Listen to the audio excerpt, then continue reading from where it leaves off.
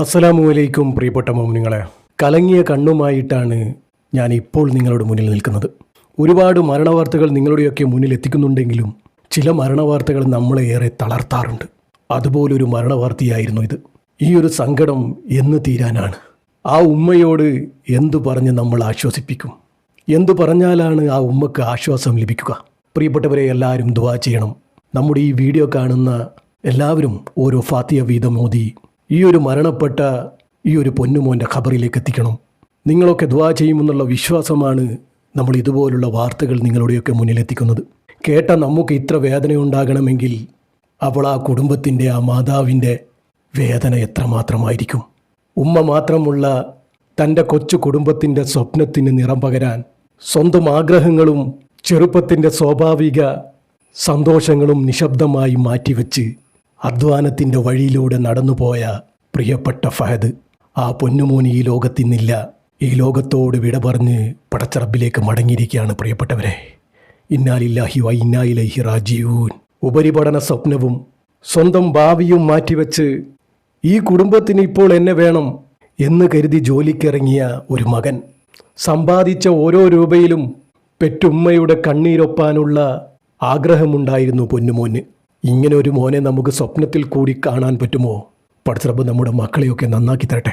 ഫഹദ് ജോലി കഴിഞ്ഞ് വീട്ടിലേക്ക് വരുമ്പോൾ കൊണ്ടുവന്നത് പണമല്ല, ആ ഒരു വീട്ടിലേക്ക് വലിയൊരു പ്രതീക്ഷയും സമാധാനവുമായിരുന്നു ആ കൊച്ചുമോന് കൊണ്ടുവന്നത്. ഞാൻ ഈ പറയുമ്പോൾ ആ കുടുംബത്തെ നിങ്ങളുടെ മനസ്സിൽ കാണാൻ പറ്റും അല്ലേ? ആ പൊന്നുമോനെയും ആ ഉമ്മയെയും നിങ്ങളുടെ മനസ്സിൽ കാണാൻ പറ്റുന്നില്ലേ?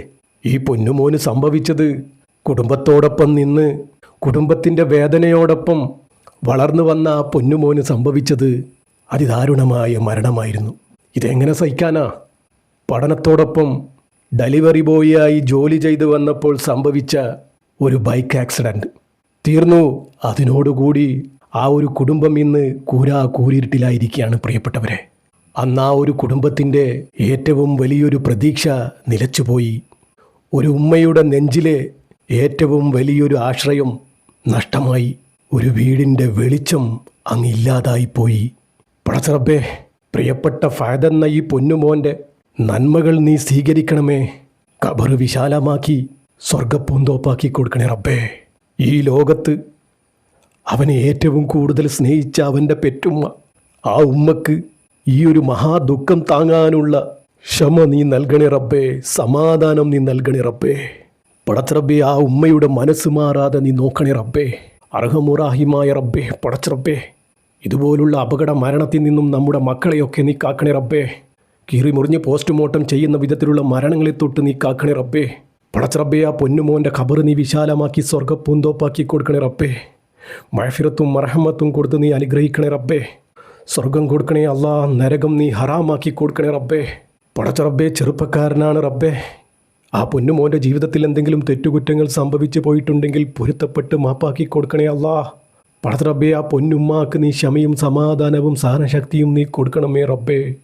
ഇതുപോലുള്ള മരണത്തിൽ തൊട്ട് എല്ലാവരെയും നീ കാക്കണേ റബ്ബേ.